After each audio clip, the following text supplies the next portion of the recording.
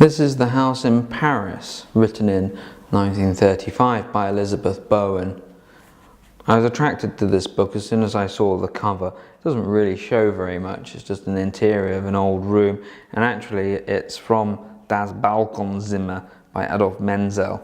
So one imagines it's probably not even related to this house in Paris, and yet it seems quite fitting really that they should have chosen this. And it's a very nice psychological novel, split into three parts: the present, the past, and then back to the present. The characters are all very well realised. You begin with two children who are strangers, but they end up in the same house, waiting for something to happen. And as with any, let's say, modern novel, the thing that they're waiting to realise never quite arrives. So there's always that taut sense, the tension of the suspense.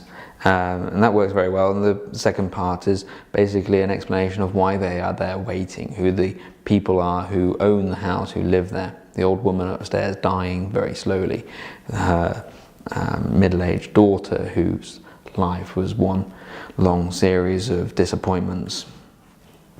And we learn who it is that the boy at the start of the book is waiting for. There's a lot that goes on here.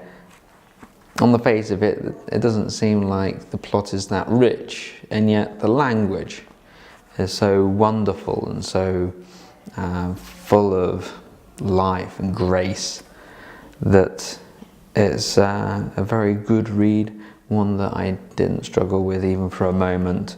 I found myself reading this mostly early in the morning as I was waiting for a bus to go to work in Oświęcim, where I had classes once a week.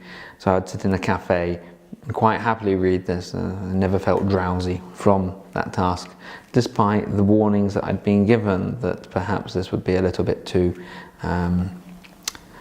staid for that time of day. So overall, a fantastic read, really worth looking at if you ever get the chance, and I'm going to give it 4 stars out of 5.